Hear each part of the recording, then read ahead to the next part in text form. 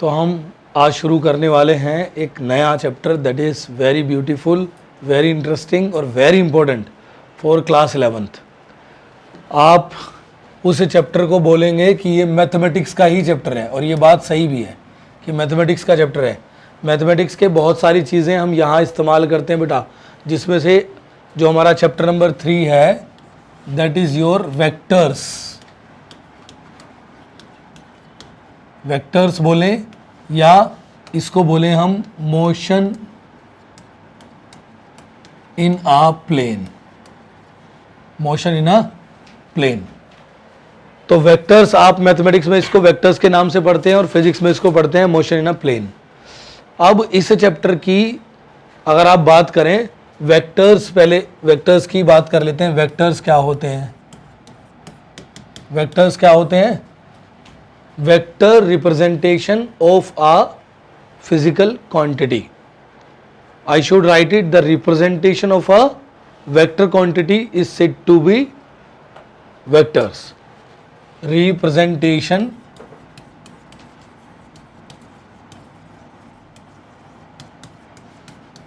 Of a vector quantity, जिसको हमने नाम दिया वेक्टर्स का। फॉर एग्जाम्पल, जैसे हम बात करें फोर्स की, तो फोर्स के ऊपर लगा देते हैं हम एरो। तो फोर्स का रिप्रेजेंटेशन एक वेक्टर में हमने किया। ये ग्राफिकली है, एरो से, ग्राफिकली एरो से रिप्रेजेंट करते हैं बेटा। एरो के पास क्या होता है? एक स्टार्टिंग पॉइंट होता है और नो एंडिंग पॉइंट होता है। दूसरा पॉइंट कैसा है? No ending. इसका कैसा है? स्टार्टिंग। और इसको लिखा जाता है एफ फोर्स से, और उसके ऊपर क्या लगा देते हैं? एक एरो। तो ये हो जाता है हमारा फोर्स वेक्टर। तो force vector that means it is a vector quantity which is force, उसका representation in the form of vector. इसको बोलते हैं बेटा टेल, और इसको बोलते हैं वेक्टर का हेड। ठीक है? एरो ये हमारा बताता है डायरेक्शन को। किसको बताता है? डायरेक्शन को। और ये जो लेंथ है ना, ये बताती है बेटा इसकी मैग्नीट्यूड को। किसको बताती है? मैग्नीट्यूड को। अगर मान लो इस फोर्स की वैल्यू 10 न्यूटन है, तो इससे आधा अगर मैं ड्रॉ करूंगा ना लेंथ में, ये आधी लेंथ क्या बताएगी? अब magnitude which is 5 Newton. Again direction is same, जो डायरेक्शन ऊपर वाले एरो की है वही डायरेक्शन इसकी है। तो हम कहेंगे कि सेम डायरेक्शन में 5 न्यूटन फोर्स लगी है, सेम डायरेक्शन में 10 न्यूटन फोर्स लगा है। ठीक है? So vectors is what? The representation of a vector quantity is said to be vectors. तो अगर मैं बोलूं मोशन इन ए प्लेन क्यों बोलते हैं इसको? अब मोशन इन प्लेन में अगर हम जाएंगे तो इससे पहले वाले चैप्टर में आप क्या पढ़ रहे थे बताइए? आप motion in a straight line पढ़ रहे थे, जिसमें आप 1 डायमेंशन मोशन को स्टडी कर रहे थे। एक डायमेंशन में ऑब्जेक्ट मूव कर रहा है, यानी एक एक्सिस पर एक्स पर चल रहा है या वाई पर चल रहा है। Only 1 axis was there. तो लेकिन यहाँ पर 2 कोऑर्डिनेट सिस्टम हो गया, जिसमें एक प्लेन हमने बना लिया है, और उसमें हमने एक ड्रॉ कर लिया बेटा वेक्टर क्वांटिटी, यानी किसी वेक्टर को उस प्लेन में ड्रॉ कर लिया है। अब यहाँ 2 डायमेंशन सिस्टम, यानी 2 coordinates are required to represent the position and direction of an object. So we call it the motion of that particle in that plane. Okay, now इतनी बात समझ में आई आपको? अब ये जो मैं रिप्रेजेंटेशन कर रहा हूं फॉर एग्जांपल फोर्स का, और इसके ऊपर एरो लगा दे रहा हूं, तो ये क्या है मेरा? ये है मेरा फुल वेक्टर बेटा। क्या है? ये फुल वेक्टर है। ठीक है?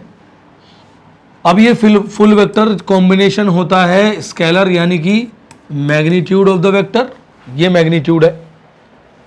मॉडुलस ऑफ द वेक्टर, इसको क्या बोलते हैं? मैग्नीट्यूड और modulus of the vector, vector का मॉडुलस बोलते हैं। Multiply by the direction of the vector, यानी कि एफ के ऊपर टोपी लगा दो, कैप। इस टोपी को बोलते हैं बेटा कैप। ठीक।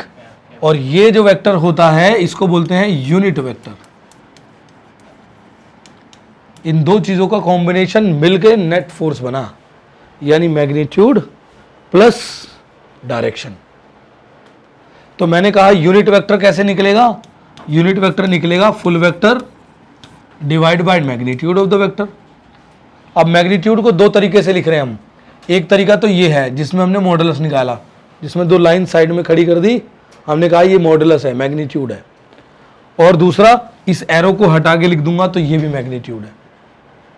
ठीक, हालांकि ये तरीका गलत है, लेकिन अब इसी को इस्तेमाल किया जा रहा है मैक्सिमम केसेस में, ज्यादातर किताबों में। ठीक, so this is what the modulus of the vector, this is what full vector. Full vector में से मॉडुलस को डिवाइड कर देंगे तो हमारा क्या आ जाता है, यूनिट वेक्टर आ जाता है।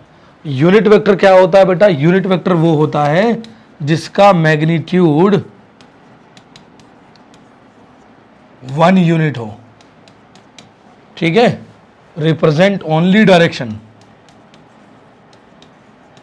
किसको रिप्रेजेंट कर रहा है, केवल डायरेक्शन को रिप्रेजेंट कर रहा है बेटा। Represents only direction and having no unit and having no unit. नाम यूनिट वेक्टर है, यूनिट इसकी कुछ है नहीं, मैग्नीट्यूड 1 यूनिट है और सिर्फ क्या बताता है, डायरेक्शन बताता है। ठीक, अब हम जब लंबे समय तक वेक्टर्स को पढ़ते हुए जाते हैं तो हमारा परसेप्शन ऐसे बदलता है, हम इन वेक्टर्स को क्या समझने लग जाते हैं, वेक्टर क्वांटिटी समझने लग जाते हैं। समझ गए, लेकिन ऐसा नहीं होना चाहिए। ये क्या है, simply representation of a vector quantity है, एक वेक्टर क्वांटिटी का रिप्रेजेंटेशन है सिर्फ। ठीक, जिसको हम एक एरो के रूप में या इस तरीके से विद अ सिंबल रिप्रेजेंट कर रहे हैं। इसमें हमने एक बात पढ़ ली, that is your magnitude of the vector and direction of the vector combined करके क्या बनाता है बेटा, फुल वेक्टर बनाता है।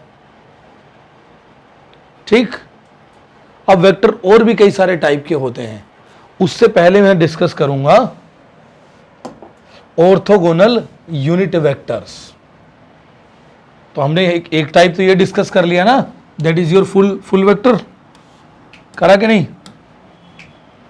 और दूसरा हमने डिस्कस कर लिया यूनिट वेक्टर। दो बातें तो हो गई डिस्कस, अरे हुई कि नहीं। तो हमने दो बातें डिस्कस कर ली बेटा, एक तो फुल वेक्टर, दूसरा यूनिट वेक्टर, तीसरा मॉडुलस ऑफ द वेक्टर। ये निकालने भी सिखाऊंगा कैसे निकालते हैं। ठीक है, अलजेब्रिक रिप्रेजेंटेशन कैसे होता है वो भी सिखाऊंगा। अब यहां तक बात पकड़ में आ रही है कि नहीं आ रही, ये बताओ। आ रही है, ठीक से आ रही है सबको।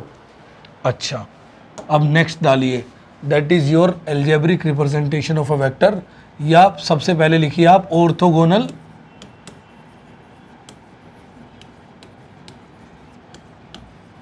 Unit vector. अब यूनिट वेक्टर क्या है बेटा, सिंपल, जिसकी यूनिट ना हो, जो सिर्फ डायरेक्शन को बताए और जो ऑर्थोगोनल हो। ऑर्थोगोनल मतलब परपेंडिकुलर हो। तो ऐसे हमारे पास 3 वेक्टर्स हैं बेटा, ऐसे हमारे पास 3 वेक्टर हैं जो ऑर्थोगोनल हैं और जिनको ऑर्थोगोनल यूनिट वेक्टर बोला जाता है। वो है आई कैप, जे कैप और के कैप। पॉजिटिव एक्स एक्सिस या नेगेटिव एक्स एक्सिस, यानी एक्स एक्सिस पर आई कैप चलता है और वाई एक्सिस पर बेटा जे कैप चलता है और जेड एक्सिस पर के कैप चलता है। ठीक है, तो orthogonal unit vector is what, orthogonal unit vector is what, having the direction in positive x axis, या एक्स एक्सिस लिखो, पॉजिटिव नेगेटिव छोड़ दो, है ना। A unit vector which represent the direction in x axis, y axis and z axis। In 3 directions को हम represent करते हैं ऑर्थोगोनल यूनिट वेक्टर से, जिनका नाम है आई कैप, जे कैप एंड के कैप। सो आई कैप कॉमा जे कैप कॉमा के cap, these are said to be orthogonal unit vectors which shows the direction X axis, Y axis and Z axis respectively. यहां तक बात पकड़े? बिल्कुल पकड़ गए। अब इसके बाद एक और डालिए point, that is your position vector. Vector quantity में तो किसी को डाउट नहीं है बेटा, वेक्टर क्वांटिटी में डाउट नहीं है ना, जिसके पास मैग्नीट्यूड और डायरेक्शन होता है, ठीक है, उन्हीं का रिप्रेजेंटेशन है वेक्टर, उन्हीं का रिप्रेजेंटेशन है वेक्टर्स। तो हम बात कर रहे हैं अगला, that is your position vector. अगर मैं पोजीशन वेक्टर की बात करूं बच्चों, तो हमारा है आई कैप, जे कैप और इधर आ गया के कैप। अब आई जे के में चलेगा एक्स वाई जेड की जगह, ठीक है। ये क्या हो गए? ऑर्थोगोनल यूनिट वेक्टर हो गए। अब इसमें एक पॉइंट है मेरा, कहीं पर भी, कहीं पर भी, ये कार्टेशियन कोऑर्डिनेट सिस्टम में तो कोई डाउट नहीं है, सबको क्लियर होता है, बोलिए।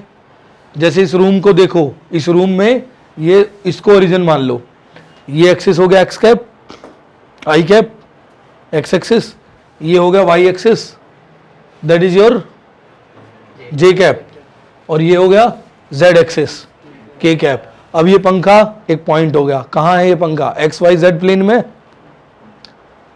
हाँ भाई, प्लेन तो खैर दो एक्सिस से ही बनेगा, लेकिन इसका कोऑर्डिनेट, इसकी पोजीशन बताने के लिए हमें तीन कोऑर्डिनेट्स की जरूरत पड़ेगी। कौन कौन से तीन कोऑर्डिनेट? X Y Z.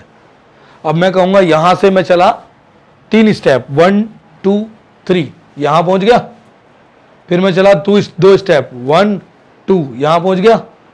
पंखे तक पहुंचना है तो मुझे फिर ऊपर भी चलना पड़ेगा, तो फॉर एग्जांपल 5 स्टेप मैं कहां चला? ऊपर, तो पंखे की पोजीशन पर रीच कर गया। इसी तरह से ये पॉइंट है फॉर एग्जांपल P, इस P पॉइंट तक पहुंचने के लिए मुझे क्या चाहिए? 3 कोऑर्डिनेट चाहिए, है ना, 3 कोऑर्डिनेट चाहिए, क्योंकि ये 3 डायमेंशन में है। अब फॉर एग्जांपल इसके कोऑर्डिनेट्स हैं x1, y1, z1, ये 3 कोऑर्डिनेट हैं इसके। अब इसकी पोजीशन रिप्रेजेंट करने के लिए मेरे पास एक वेक्टर है, पोजीशन वेक्टर, जिसको मैंने कहा P, ठीक।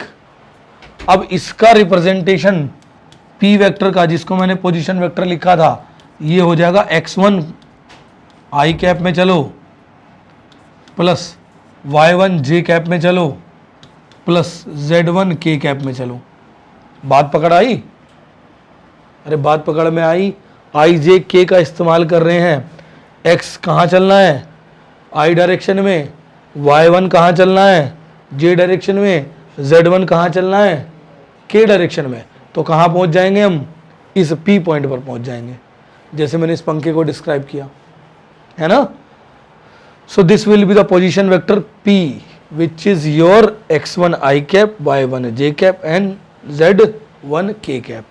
इसके अलावा एक पोजीशन और मैं डिस्क्राइब करना चाहूँगा, दैट इज योर Q, और इसको पोजिशनेट कर रहा है Q वेक्टर, और इसके कोऑर्डिनेट्स हैं बेटा x2, y2, z2। अब इसका जो पोजीशन वेक्टर होगा ना बेटा Q, क्या होगा? x2 आई कैप बोल लो थोड़ा सा, प्लस y2 जे कैप, प्लस z2 के कैप, यही होगा, ठीक। तो ये 2 वेक्टर्स हो गए, और ये दोनों वेक्टर्स क्या हैं बेटा? Position vectors.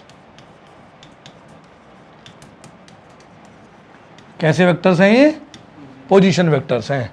अब इसके बाद एक चीज और आई, एक चीज और कौन सी आई? उसका नाम है डिस्प्लेसमेंट वेक्टर। अगला ले, अब समझिए जरा डिस्प्लेसमेंट वेक्टर क्या होता है।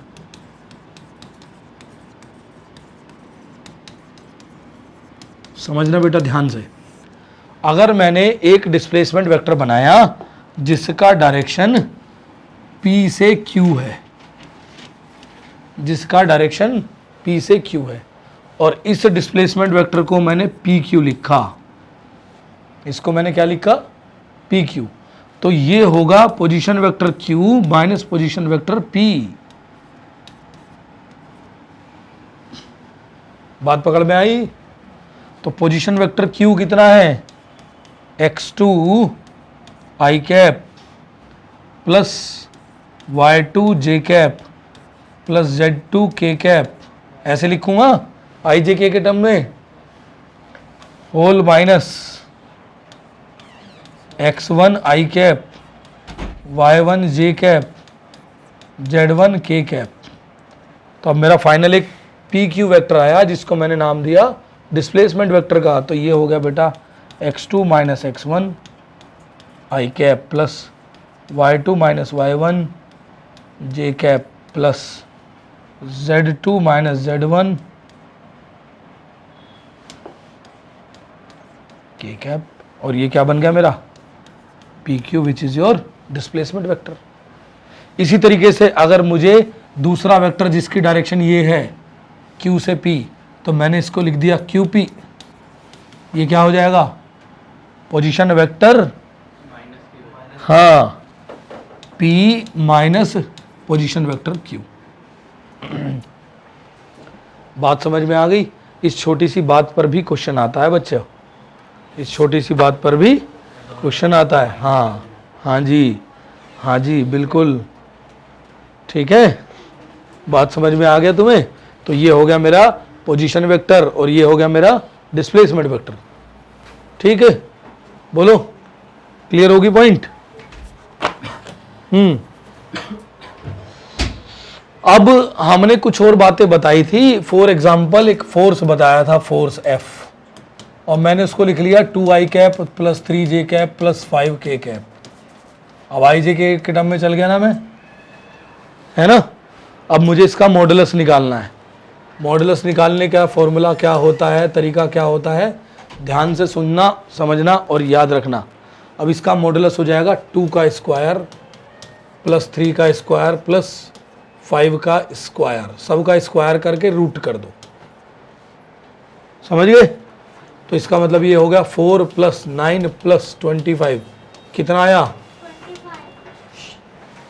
कितना आया बेटा, दैट इज योर 38 का रूट। सही है। तो that will be the modulus of this force. निकालना सीखा। अब मैंने कहा भाई यूनिट वेक्टर दे दो फोर्स का, क्या होगा, तो आंसर है full vector divide by magnitude of the vector.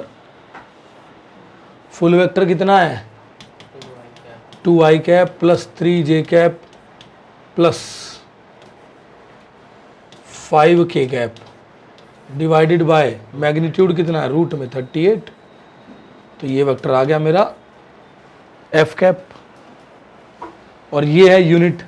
तो इनका मैग्नीट्यूड निकालोगे डिवाइड बाय दिस तो 1 ही आएगा, है ना।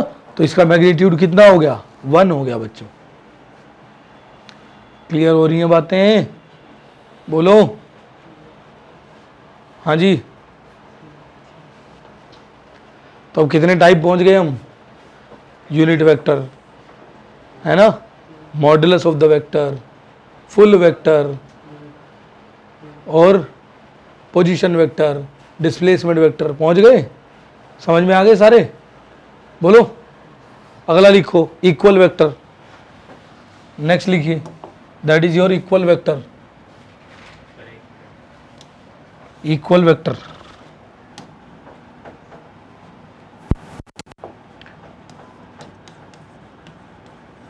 इक्वल तब होगा वेक्टर जब डायरेक्शन भी और मैग्नीट्यूड भी दोनों बराबर हो। जैसे वेक्टर ए है और should be equal to vector A, यानी कि तब बराबर होंगे जिनका मैग्नीट्यूड और डायरेक्शन दोनों सेम होनी चाहिए।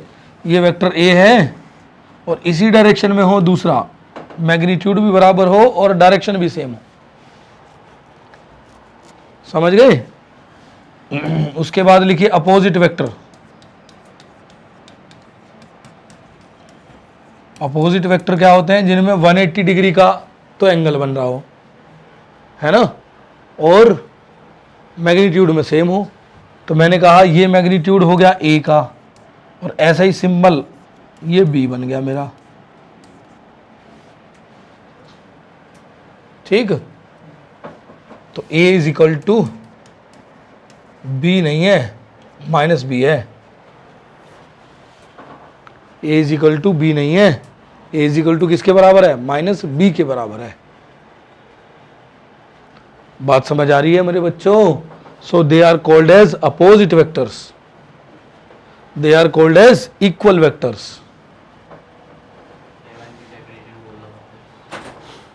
हैं जी,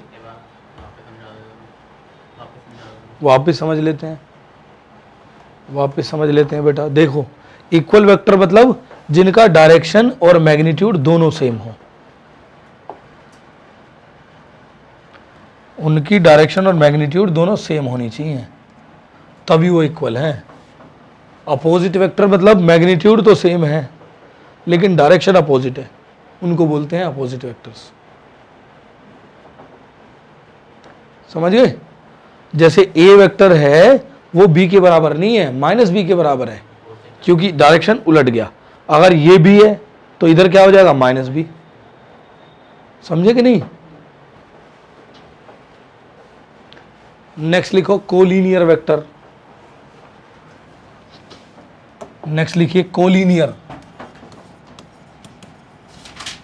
कोलिनियर मतलब जो एक लाइन में हो, जो एक लाइन में हो। जैसे ये वेक्टर है ए, ये वेक्टर है बी, ये है सी, सब कोलिनियर है। और डायरेक्शन उल्टा हो तो भी कोई दिक्कत नहीं, तो भी कोई दिक्कत नहीं है बेटा, क्योंकि लाइन में प्लेस किया जा सकता है। डायरेक्शन या तो ये है या ये है, एक लाइन में आ जाएंगे, सीधे सीधे प्लस माइनस हो जाएंगे, कोई एंगल नहीं बन रहा। एंगल मतलब 180 के अलावा कोई एंगल नहीं बन रहा है। 45, 30 डिग्री, उनको सम करने के लिए क्या करना पड़ेगा, फिर हमें सम रूल लगाना पड़ेगा। इनको बोलते हैं कोलिनियर।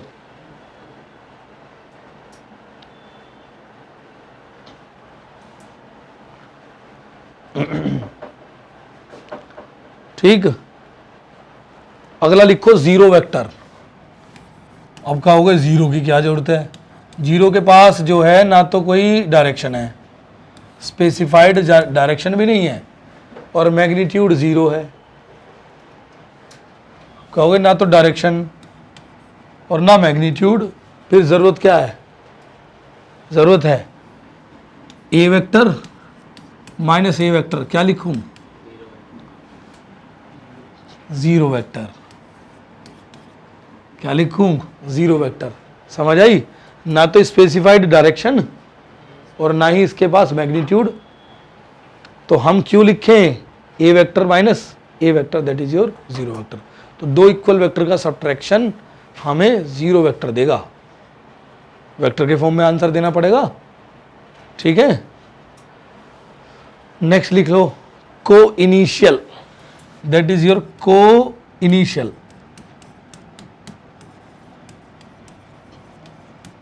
को इनिशियल मतलब जिनका इनिशियल पॉइंट सेम हो। जैसे मैंने पोजीशन वेक्टर बनाए थे ना, ओरिजिन से जा रहे थे, ऐसे कुछ वेक्टर्स हैं, मान लो ए है, बी है, जिनका इनिशियल पॉइंट सेम हो, उनको बोलेंगे को इनिशियल वेक्टर्स। हाँ, जिनका इनिशियल पॉइंट सेम हो। अगला देखिए भाई, अगला है लोकलाइज्ड।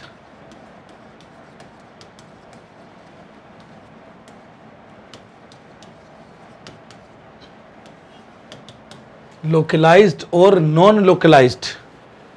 लोकलाइज्ड मतलब होता है फिक्स्ड।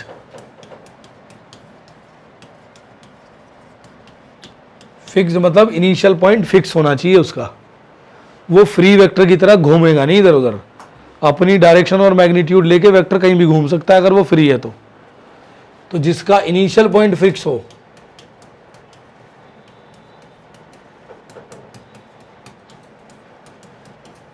उसको लोकलाइज्ड बोलते हैं, ठीक है। और दूसरा होता है नॉन लोकलाइज्ड, यानी कि फ्री वेक्टर। फ्री वेक्टर अपनी डायरेक्शन और मैग्नीट्यूड बदले बिना कहीं पर घूम सकता है, उसे दिक्कत नहीं है।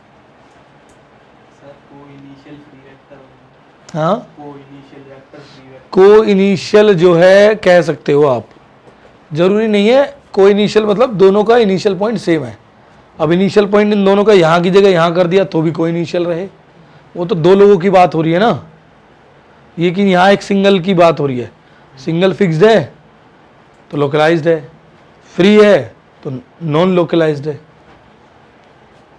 ठीक, बात समझ में आ रही है बच्चों? ठीक है। इसके अलावा देखिए और होते हैं अलग अलग, मतलब ये कहीं अगर तुम्हारे यहाँ लैंग्वेज में कुछ आएगा तो तुम परेशान नहीं होगे। ठीक, तो इसीलिए पहले ही बता दे रहा हूँ, कुछ ऐसे भी होते हैं।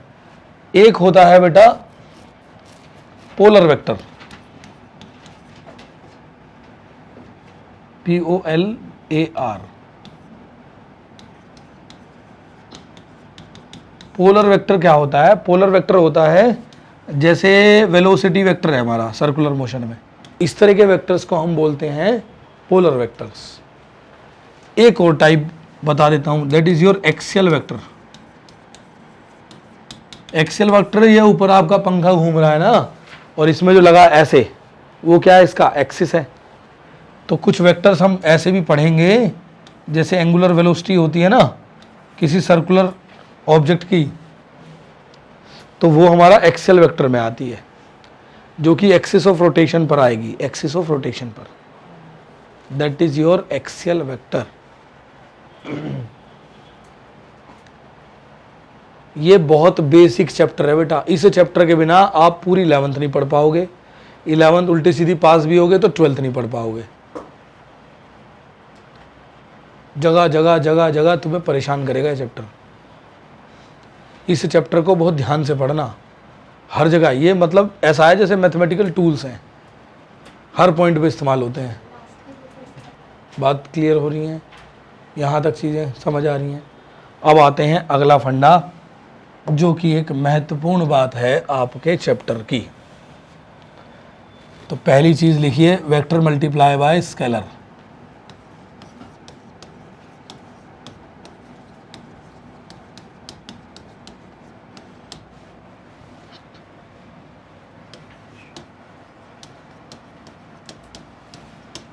स्केलर क्वांटिटी से जब हम मल्टीप्लाई कर देते हैं, फॉर एग्जांपल किसी नंबर से मल्टीप्लाई कर दिया मैंने, तो मेरे पास एक वेक्टर है जिसका नाम है F, force vector. 2i cap plus 3j cap plus 5k cap है। ध्यान से समझना इसको।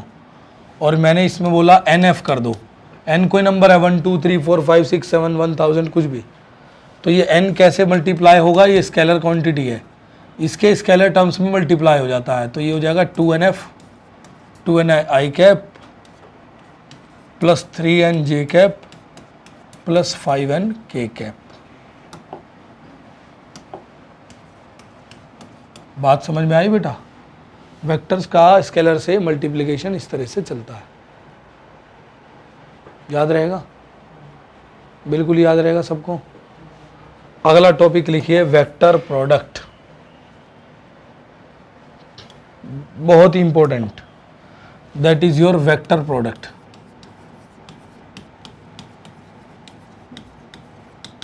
दो तरीके के प्रोडक्ट होते हैं बेटा, एक होता है मेरा डॉट प्रोडक्ट। कुछ अजीबोगरीब सी कहानियां हैं इसमें। डॉट प्रोडक्ट, जिसको मैं बोलता हूं स्केलर प्रोडक्ट। दूसरा है मेरे बच्चों क्रॉस प्रोडक्ट।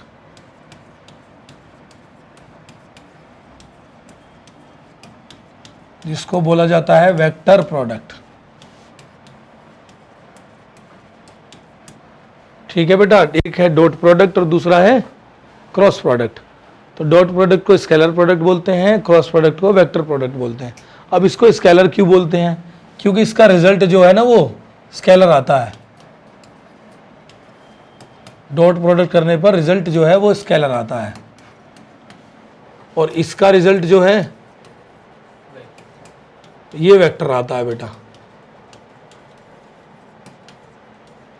ठीक, अब अगर मैं कहानी बताऊं इनकी डिटेल में, तो सबसे पहले शुरू करूंगा डॉट प्रोडक्ट से।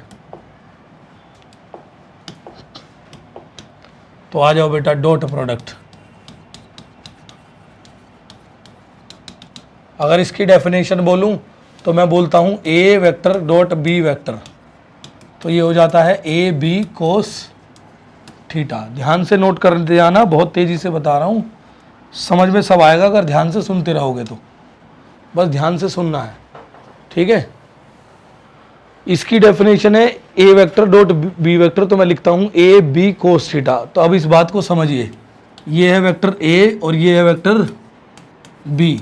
फॉर एग्जाम्पल इनके बीच में एंगल दिया हुआ है थीटा, दोनों के बीच में एंगल फाइंड आउट कर सकते हो अगर ये फ्री वेक्टर हैं तो भी, मतलब ये अलग अलग दिए मैंने, मान लिया यहां पर ऐसे दिया है, एक ऐसे दिया, तो इनको कोइनिशियल बनाकर एंगल तो निकाला जा सकता है ना। डायरेक्शन और मैग्नीट्यूड बदले बिना इसको यहां प्लेस कर दिया, बस मूव करा के इसको यहां ले आया मैं इस पे, ये दो वेक्टर्स हैं। तो इसका जो डेफिनेशन है वो क्या कहता है, ये कहता है magnitude of A and projection of B on A. ये क्या कह रहा है, magnitude of A and projection of B on A. अब ये प्रोजेक्शन क्या बला है, प्रोजेक्शन बला है कंपोनेंट। इस डेफिनेशन पर भी क्वेश्चन आते हैं बेटा। कंपोनेंट्स होते हैं दो, किसी वेक्टर के दो कंपोनेंट कर सकते हो। फॉर एग्जांपल ये बी वेक्टर है बेटा, ठीक है, और मैंने इस वेक्टर से एक ट्राइंगल बना लिया और ये एंगल बना लिया बेस के साथ थीटा। तो ये हो गया मेरा परपेंडिकुलर, ये हो गया मेरा बेस, हो गया बच्चे, ये वेक्टर हो गया बी। अब इसकी हिस्सेदारी बेस में और परपेंडिकुलर में, यानी कि हॉरिजॉन्टल और वर्टिकल में हिस्सेदारी क्या है, फिर से समझने की कोशिश करना। जैसे ये ऑब्जेक्ट है, मैंने रख दिया, इस पर एक फोर्स लगा दिया F। अब ये बताओ ये कहाँ मूव करेगा, इधर जाएगा या इधर जाएगा, डिपेंड करता है इस फोर्स के कंपोनेंट पर। कंपोनेंट मतलब इसकी फोर्स की हिस्सेदारी पर। अगर ये वाली ज़्यादा है तो इधर भागेगा और ये वाली ज़्यादा है तो इधर भागेगा, समझ गए। वर्टिकल ज़्यादा है तो वर्टिकल जाएगा, हॉरिजॉन्टल ज़्यादा है तो हॉरिजॉन्टल जाएगा। इसका मतलब इसके दो कंपोनेंट बनेंगे, दो जगह हिस्सेदारी है इसकी, एक परपेंडिकुलर पे और एक बेस पर। तो बेटा परपेंडिकुलर डिवाइड बाय हाइपोटेनियस, यानी कि बी किसके बराबर है, साइन थीटा के बराबर होता है। तो यानी कि परपेंडिकुलर कंपोनेंट क्या हो जाएगा, बी साइन थीटा। इसी तरीके से बेस बाय हाइपोटेनियस किसके बराबर होता है, कोस थीटा के। इसीलिए जो बेस हो जाएगा वो कितना हो जाएगा, बी कोस थीटा। बेस ऊपर भी बी हो गया ना, थोड़ी गड़बड़ लग रही होगी तुम्हें। इस बेस को मैं कुछ और लिख लूं,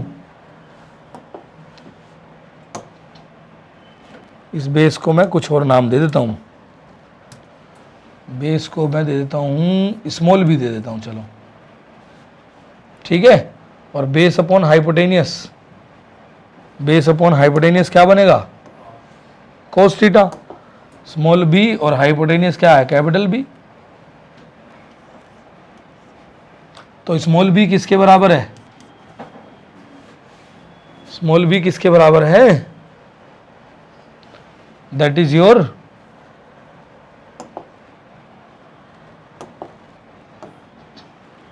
बेस किसके बराबर हो गया बेटा, कैपिटल बी कोस थीटा के बराबर हो गया। यानी इस वेक्टर के कंपोनेंट, इस वेक्टर के कंपोनेंट इस तरफ क्या आ गया, बी कोस थीटा, इस तरफ क्या आ गया, बी साइन थीटा। इस फोर्स का कंपोनेंट इधर क्या आ गया, एफ कोस थीटा, इधर क्या आ गया बेटा, एफ साइन थीटा। थीटा कहाँ होना चाहिए, यहाँ होना चाहिए बच्चे, तब आएगा। ऊपर हुआ तो उलट जाएंगे। बात समझ में आ रही है, सबको समझ में आ रही है, बोलो इधर क्लियर हो रही है। बिल्कुल रोक लेना जहाँ पर दिक्कत हो, कोई दिक्कत नहीं है। फिर से बताऊं, फिर से सुन लो। ये है बी वेक्टर, ये है मेरा B vector, this is your B vector. अब मैंने जैसे फोर्स को एक्सप्लेन किया बेटा, फोर्स एफ लगा रहा हूं तो इधर भी आएगा इधर भी आएगा, दोनों तरफ फोर्स आएगी ना। तो जो बेस में आती है उसको कहते हैं बी कोस थीटा, और जो वर्टिकल आती है उसको बोलते हैं साइन थीटा। तो ये कंपोनेंट हो गया कोस, ये हो जाएगा साइन। और वो मैंने किससे निकाला, एक राइट एंगल ट्राइंगल से निकाल लिया। तो ये परपेंडिकुलर क्या बनेगा, B sine theta, perpendicular by hypotenuse चल रहे हैं ना हम, is equal to sine theta. और ये क्या बनेगा, that is your B cos theta. इसी तरीके से यहाँ बना लिए। तो एक वेक्टर क्वांटिटी के दो कंपोनेंट होते हैं, एक होता है कोस थीटा में और दूसरा होता है साइन थीटा में, है ना। कोस थीटा वहाँ आता है जहाँ एंगल यानी बेस में, और उसका वर्टिकल क्या बनेगा, hypotenuse, that is your sine theta. दो कंपोनेंट बने। अब ये जो कंपोनेंट है इसी को प्रोजेक्शन बोला जाता है, यानी इस बी का हिस्सेदारी इस डायरेक्शन में, that is projection of B. Projection मतलब छाया प्रति, यहाँ कितनी छाया दे रहा है, तो इस ये इधर जो छाया दे रहा है ये कितना दे रहा है, बी कोस थीटा। तो यानी कि product of the magnitude of A and projection of B over A, इनका प्रोडक्ट कर दूंगा तो मेरा ये बन जाएगा डॉट प्रोडक्ट है। ठीक है, अरे बात समझे कि नहीं, बात समझ में आ गया। इसका उल्टा भी बोल सकता हूं, इसका उल्टा भी बोल सकता हूं, ए का प्रोजेक्शन बी पर और मैग्नीट्यूड ऑफ बी, सेम ही आएगा रिजल्ट। ए का प्रोजेक्शन बी पर और मैग्नीट्यूड ऑफ बी, यानी projection of A over B and magnitude of B, इनका मल्टीप्लाई क्या बन रहा है, डॉट प्रोडक्ट बन रहा है। ठीक है, बात दिमाग तक पहुंची, बिल्कुल जारी है सबके। ठीक है, अब इसकी कुछ प्रॉपर्टीज बेटा, बिल अभी बोल देना जो ना समझ में आए तुरंत ही।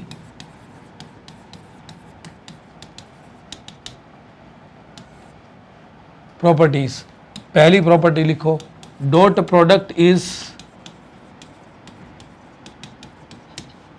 कॉम्यूटेटिव। कॉम्यूटेटिव का मतलब क्या है कि ए डॉट बी किसके बराबर है, बी डॉट ए के बराबर है। कैसे भी लिख लो कोई दिक्कत नहीं है ना। दूसरी property, dot product is distributive over some.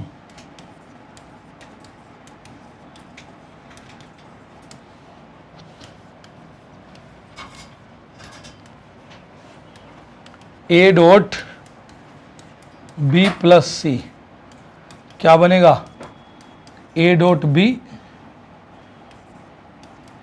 Plus A dot C. बात समझ में आई, ओवर सम चलती है डॉट प्रोडक्ट प्रॉपर्टी। ठीक, इसके बाद देखिए कुछ और बातें।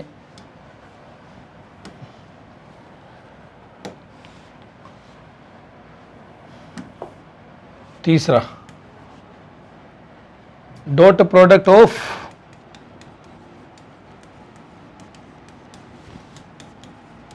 टू परपेंडिकुलर वेक्टर्स क्या बनेगा बेटा, बोलो क्या बनेगा, कोस 90 हो जाएगा ना भैया, एंगल परपेंडिकुलर तो कोस 90 क्या होता है, 0। दो dot product of two perpendicular vectors are 0। ठीक है, आगे समझिए।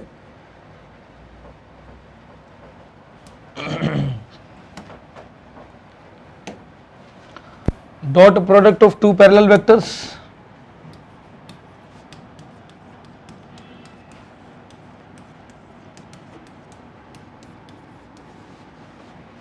Parallel vectors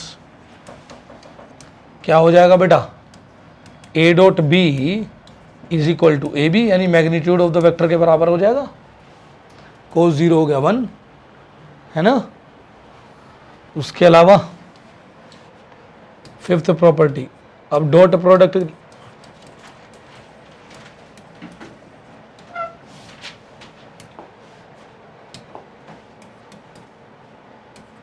of two orthogonal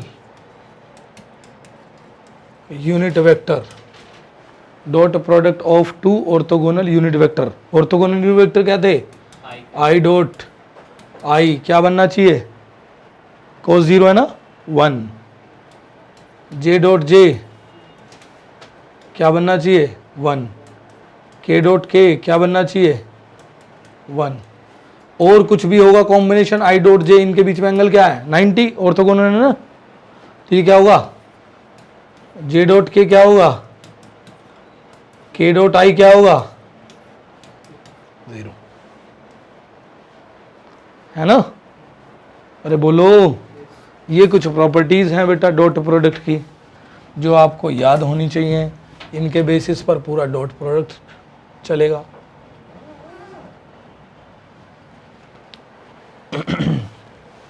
अब आ जाओ इधर।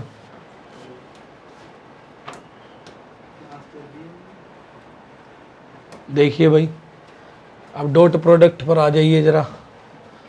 क्वेश्चन करते हैं एक। वेक्टर ए है मेरा जो कि 2i cap plus 3j cap plus 5k cap है। ये वेक्टर ए है मेरा। वेक्टर बी है मेरा बेटा 3i cap minus 2j cap minus 2k cap. ये मैंने दो वेक्टर लिख दिए।